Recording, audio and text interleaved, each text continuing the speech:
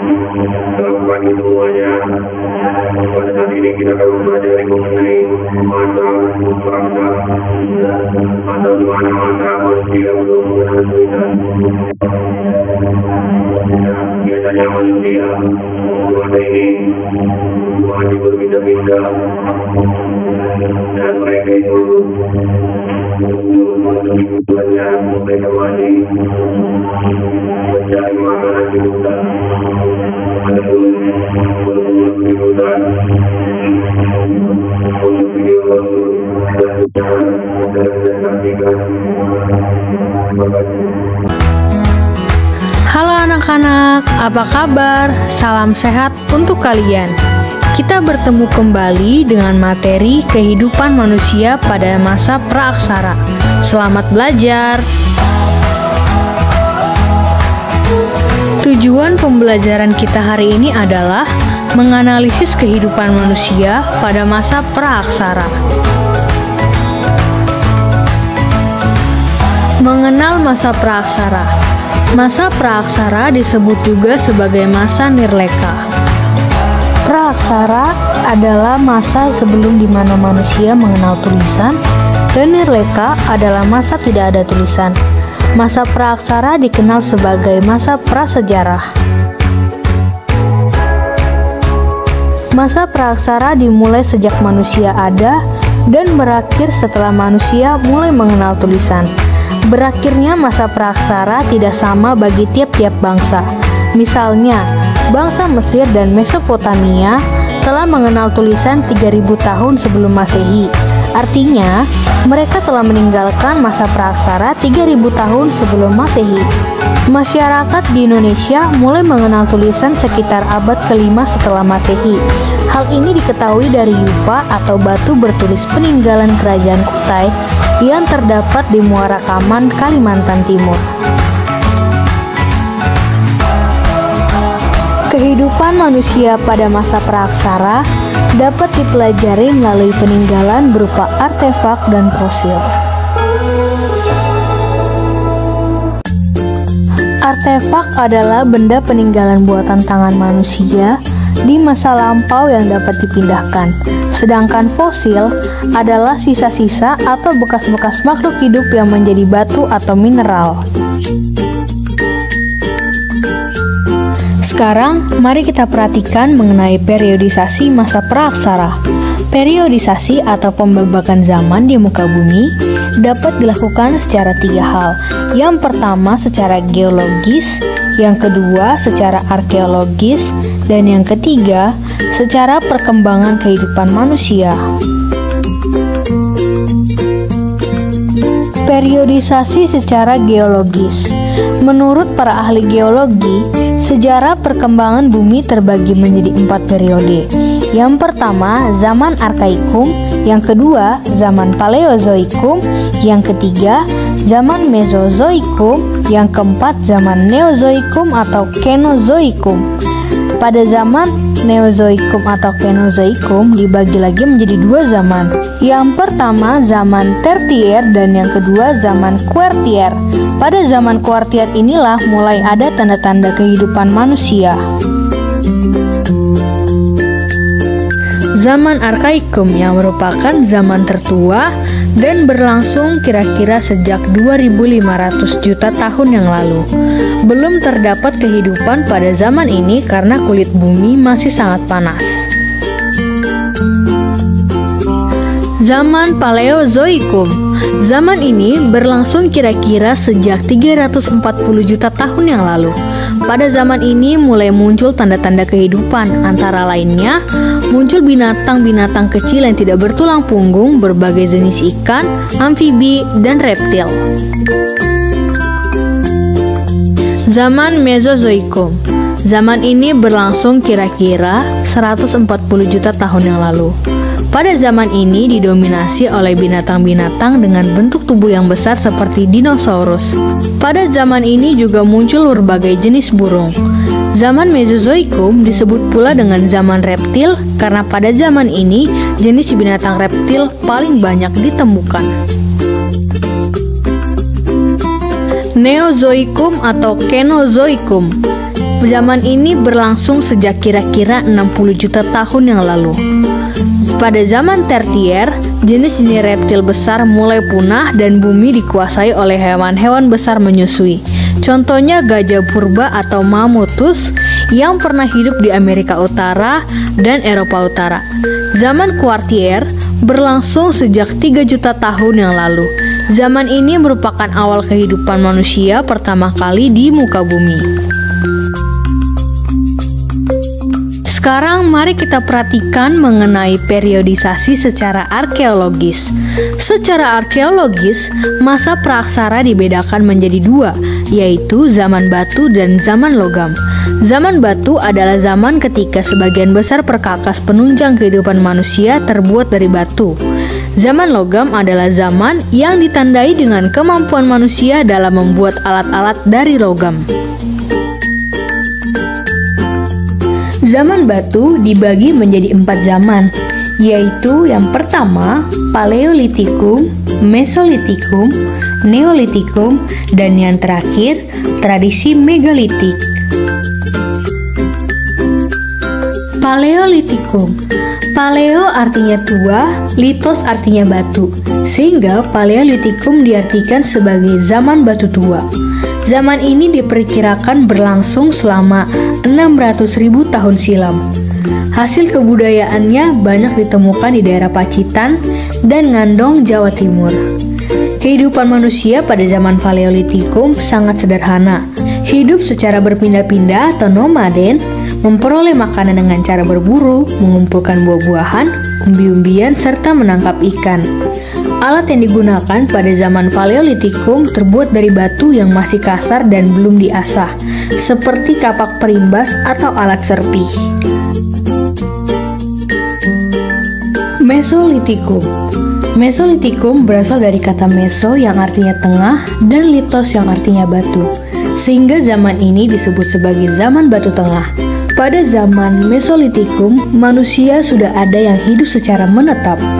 Ciri dari zaman ini adalah kebudayaan Kyoken-Modinger dan kebudayaan Abri-Sosroch. Kyoken-Modinger. Kyoken-Modinger berasal dari bahasa Denmark, yaitu Kyoken yang artinya dapur dan Moding artinya sampah, maka diartikan sebagai sampah dapur. Kyoken-Modinger ditemukan di sepanjang pantai timur Sumatera, yakni antara Langsa dan Medan. Kyoken-Modinger adalah timbunan kulit kerang dan siput yang sudah menggunung dan sudah menjadi fosil. Kebudayaan Abri-Sosroch.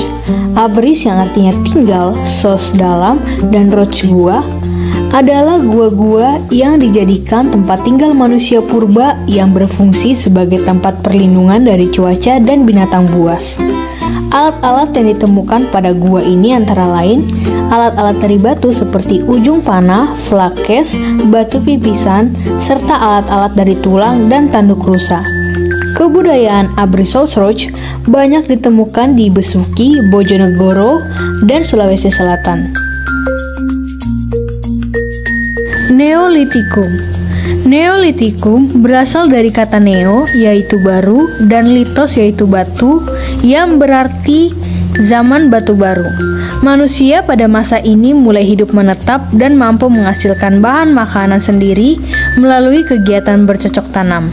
Hasil kebudayaan yang terkenal dari zaman ini adalah kapak persegi dan kapak lonjong. Kapak lonjong berukuran besar disebut dengan Walzenbell dan yang kecil disebut Kleinbell.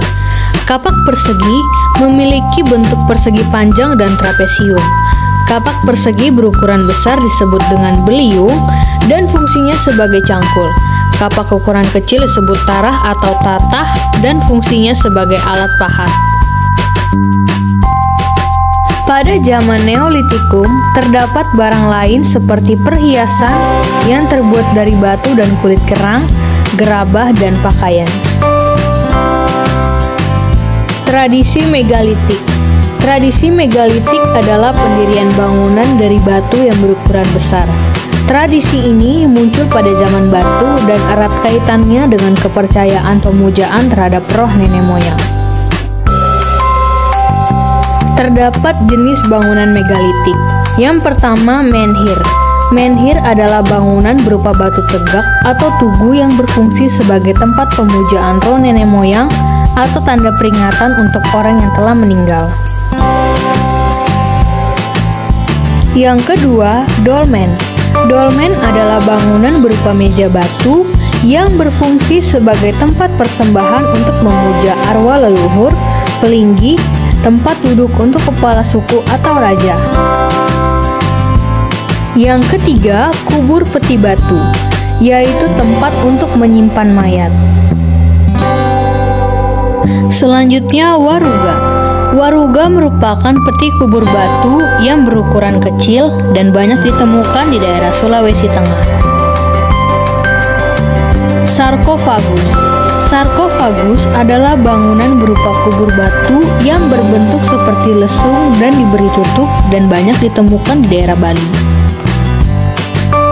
Punden berundak, yaitu bangunan bertingkat yang dihubungkan dengan tanjakan kecil dan berfungsi sebagai tempat pemujaan terhadap roh nenek moyang. Sekarang mari kita perhatikan mengenai zaman logam.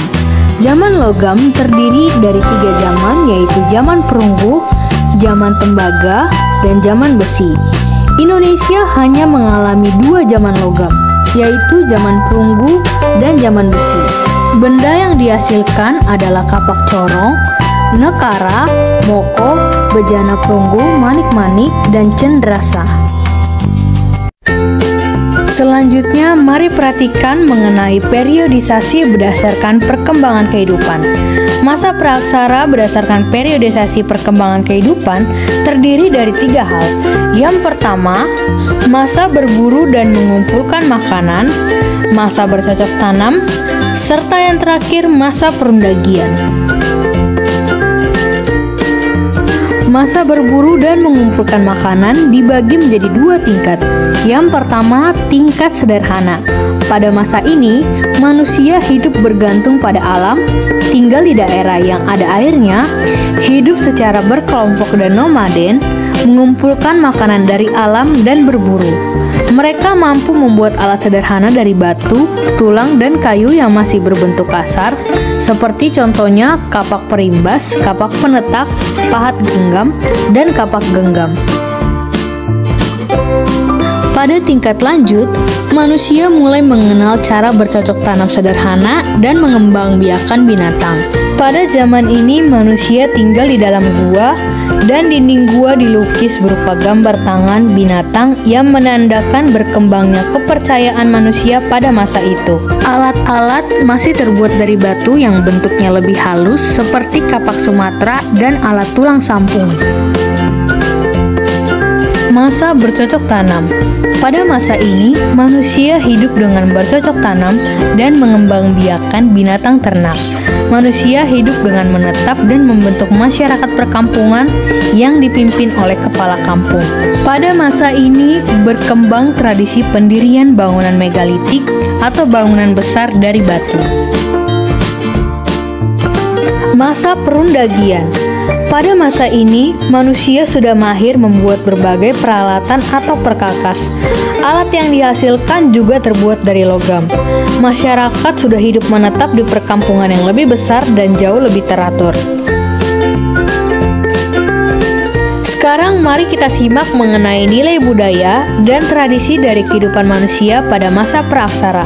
Yang pertama, nilai religius atau kepercayaan animisme dan dinamisme, nilai gotong royong, nilai musyawarah, tradisi bahari atau pelayaran, tradisi bercocok tanam, dan nilai keadilan. Nenek moyang bangsa Indonesia, Paul dan Fritz Saracen mengemukakan bahwa penduduk asli Indonesia adalah suatu ras yang berkulit gelap dan bertubuh kecil. Saracen menyebutnya sebagai suku bangsa Veda. Orang Veda kemudian menyebar ke timur dan mendiami wilayah Papua, Sulawesi Selatan, Kai, Seram, Timur Barat, Flores Barat, dan terus ke timur hingga ke Kepulauan Melanesia. Ras lain yang menghuni kepulauan Indonesia adalah Proto-Melayu dan Deutero-Melayu. Proto-Melayu dan Deutero-Melayu tiba di Kepulauan Indonesia dalam dua gelombang kedatangan, yaitu jalur barat dan jalur timur. Jalur barat berasal dari Yunan, Cina bagian selatan, masuk ke Indochina, Siam, Semenanjung Melayu, Sumatera, hingga akhirnya menyebar di Indonesia. Sedangkan jalur timur melewati Kepulauan Ryukyu Jepang, menuju Taiwan, Filipina, Sangir, dan masuk ke Sulawesi. Proto-Melayu bermigrasi dengan membawa perkakas dari batu berupa kapak persegi melalui jalur barat dan kapak lonjong melalui jalur timur. Suku yang tergolong Proto-Melayu adalah suku Mentawai, Dayak, dan Toraja. Deutero-Melayu berasal dari Indochina bagian utara. Mereka memperkenalkan perkakas dan senjata yang terbuat dari besi atau logam. Suku bangsa yang termasuk Deutero-Melayu yaitu Melayu, Minang, Jawa, dan Bugis. Thomson, seorang ahli sejarah asal Denmark, membagi zaman prasejarah di Indonesia ke dalam 3 zaman, yaitu zaman batu, zaman perunggu, dan zaman besi. Konsep ini disebut dengan 3H System, yang didasarkan atas penemuan peninggalan-peninggalan masa prasejarah. Sejarawan Indonesia, R. Sukmono, mengadaptasi teori tersebut kemudian membagi zaman prasejarah Indonesia ke dalam 2 zaman, yaitu zaman batu dan zaman logam. Mari kita mulai dengan membahas zaman batu. Zaman batu dibagi ke dalam 4 zaman, yaitu Paleolitikum, Mesolitikum, Neolitikum, dan Megalitikum. Yang pertama yaitu zaman Paleolitikum. Zaman ini disebut dengan zaman batu tua. Pada zaman tersebut, manusia purba masih menggunakan alat-alat batu yang dibuat secara kasar dan sederhana. Zaman ini merupakan zaman di mana manusia purba hidup dengan berburu dan mengumpulkan makanan pada tingkat awal. Pada zaman ini, manusia hidup dalam kelompok kecil sekitar 10-15 orang untuk mencari makanan dengan cara berburu hewan dan mengumpulkan buah dan umbi-umbian. Manusia pada zaman Paleolitikum hidup secara nomaden atau berpindah-pindah, sehingga mereka belum memiliki tempat tinggal yang tetap. Mereka berlindung dari alam dan binatang buas dengan tinggal di dalam gua. Pada masa ini, manusia purba sudah mulai mengenal api. Mereka membuat api dengan cara menggosokkan 2 buah batu satu sama lain. Dari bukti fosil yang ditemukan, manusia pendukung pada masa ini yaitu Pithecanthropus erectus, Meganthropus paleojavanicus, Homo wajakensis, dan Homo soloensis.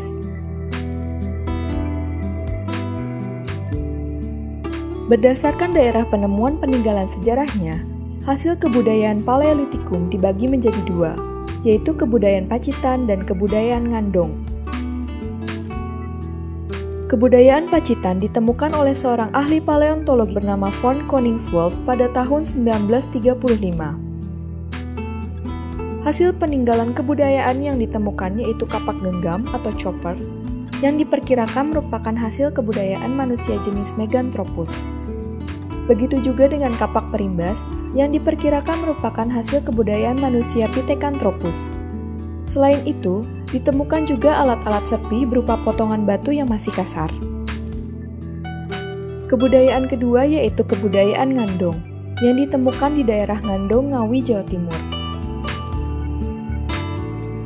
Peninggalan yang ditemukan yaitu peralatan yang terbuat dari tulang dan tanduk rusa serta flakes, yaitu alat kecil yang terbuat dari batu kalsedan. Zaman batu berikutnya adalah zaman Mesolitikum atau zaman batu tengah. Pada zaman ini, manusia purba masih hidup dengan berburu dan mengumpulkan makanan. Zaman ini didominasi oleh bangsa Papua Melanozoik. Mereka mulai hidup semi menetap di gua-gua. Jika sumber makanan mereka habis, mereka akan pindah dan menetap di gua lainnya. Kebudayaan yang paling menonjol pada masa ini adalah Kjøkken-Modinger dan Abrisurosh. Kjøkken-Modinger berasal dari bahasa Denmark. Kyoken yang berarti dapur, dan moding yang berarti sampah. Kyoken modinger merupakan sampah-sampah dapur berupa tumpukan kulit kerang. Kyoken modinger ditemukan di sepanjang pantai timur Sumatera. Dari tumpukan sampah dapur tersebut ditemukan peninggalan berupa kapak genggam atau pebble, kapak pendek atau henchcord, dan pipisan, yaitu batu penggiling dan landasannya. Kebudayaan selanjutnya adalah Abri Surosh, merupakan sebutan untuk gua-gua yang ditinggali manusia pada zaman ini. Dari dalam gua-gua tersebut ditemukan peralatan dari batu yang telah diasah serta peralatan dari tulang dan tanduk. Peralatan ini banyak ditemukan di Gua Lawa, Sampung, Ponorogo, Jawa Timur, sehingga disebut dengan Sampung Bone Culture. Hasil budaya lain yang menonjol pada zaman Mesolitikum yaitu lukisan gua berupa cap tangan yang diyakini sebagai bagian dari ritual agama dan dianggap memiliki kekuatan magis. Lukisan gua tersebut banyak ditemukan di Gua Leang-Leang, Sulawesi Selatan. Setelah melewati 2 zaman, kini kita beralih ke zaman ketiga di mana manusia sudah mulai mengenal bercocok tanam, yaitu zaman Neolitikum atau zaman batu muda. Jenis manusia yang hidup pada zaman ini yaitu Homo sapiens, ras Mongoloide, dan Australomelanosoide. Mereka sudah tidak lagi berpindah-pindah dan mulai hidup menetap. Mereka masih melakukan perburuan, namun sudah bisa menghasilkan bahan makanan sendiri dengan cara bercocok tanam. Dari peninggalan yang ditemukan, dapat diketahui bahwa pembuatan alat pada zaman ini sudah lebih halus dan disesuaikan dengan fungsinya. Hasil budaya atau peninggalan yang paling terkenal yaitu kapak lonjong yang ditemukan di Indonesia bagian timur seperti Minahasa dan Papua, serta kapak persegi yang ditemukan di Indonesia bagian barat seperti Sumatera, Jawa, dan Bali. Peninggalan lain yang ditemukan adalah mata panah, mata tombak, perhiasan dari batu indah, serta tembikar yang banyak ditemukan pecahannya di Sumatera. Selain itu, ditemukan juga alat pemukul kulit kayu yang menunjukkan bahwa manusia pada zaman Neolitikum sudah bisa membuat pakaian dari kulit kayu. Di tengah-tengah zaman Neolitikum, muncul kebudayaan membangun bangunan dari batu-batu besar. Masa tersebut dikenal dengan zaman Megalitikum atau zaman batu besar. Zaman ini didominasi oleh manusia purba Homo sapiens. Kebudayaan ini diperkirakan berkembang dari zaman Neolitikum hingga zaman Perunggu. Pada zaman ini, manusia membuat berbagai bangunan batu untuk kepentingan upacara keagamaan dan mengubur jenazah. Von Heine-Geldern, seorang ahli prasejarah dari Austria, menyatakan bahwa kebudayaan Megalitikum menyebar ke Indonesia melalui 2 gelombang. Gelombang pertama, Megalitikum tua berlangsung pada tahun 2500 sampai 1500 sebelum Masehi, menyebar ke Indonesia pada zaman Neolitikum. Bangunan peninggalan dari masa ini yaitu menhir, punden berundak, serta arca-arca statis. Gelombang kedua yaitu Megalitikum muda, berlangsung pada tahun 1000 sampai 10 sebelum Masehi dan menyebar pada zaman Perunggu. Contoh bangunan megalithnya yaitu kubur batu, dolmen, waruga, sarkofagus, serta arca-arca dinamis. Seiring perkembangan zaman, manusia semakin terampil. Tidak hanya peralatan dari batu, manusia mulai bisa membuat peralatan dari logam. Hal itulah yang menjadi awal dimulainya zaman logam, yang disebut juga sebagai zaman perundagian. Pada zaman ini, manusia purba sudah mulai mengenal teknologi dan pertukangan dengan membuat peralatan yang sesuai dengan kebutuhan hidup. Zaman logam sendiri terbagi ke dalam 3 zaman, yaitu zaman tembaga, zaman perunggu, dan zaman besi. Zaman tembaga merupakan masa awal manusia mengenal logam. Indonesia diperkirakan tidak terpengaruh dengan zaman tembaga, karena sampai sekarang belum ada penemuan peninggalan sejarah dari zaman tembaga di Indonesia. Zaman logam yang pertama berlangsung di Indonesia yaitu zaman perunggu. Pada zaman ini, manusia membuat peralatan dengan bahan dasar perunggu. Di Indonesia, ditemukan beberapa peninggalan dari zaman perunggu seperti candrasa yang ditemukan di Bandung, dan kapak corong yang ditemukan di Bali, Sulawesi Selatan, dan Sulawesi Tengah. Kemudian ada nekara, yaitu genderang besar yang berbentuk seperti dandang terbalik. Ada juga moko, sejenis nekara yang ukurannya lebih kecil. Lalu bejana perunggu, serta arca perunggu berbentuk manusia dan binatang. Selain itu, ditemukan juga peninggalan sejarah berupa perhiasan seperti kalung, cincin, anting, dan manik-manik. Kemampuan manusia semakin berkembang, hingga dapat membuat peralatan yang lebih sempurna dengan bahan besi, menandakan dimulainya zaman besi. Pembuatan alat-alat besi dilakukan dengan meleburkan biji besi dan menuangkannya ke dalam cetakan. Beberapa hasil peninggalan dari zaman besi yang ditemukan di Indonesia yaitu mata kapak, mata sabit, mata pisau, dan mata panah.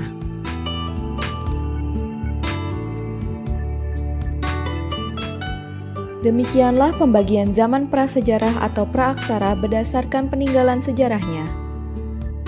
Pada akhirnya, artefak tidaklah hanya menjadi benda mati. Dengan ditemukannya peninggalan sejarah tersebut, kita dapat mengetahui kisah kehidupan lampau. Zaman-zaman yang bahkan sebelum kita dan dunia yang kita kenal sekarang ada.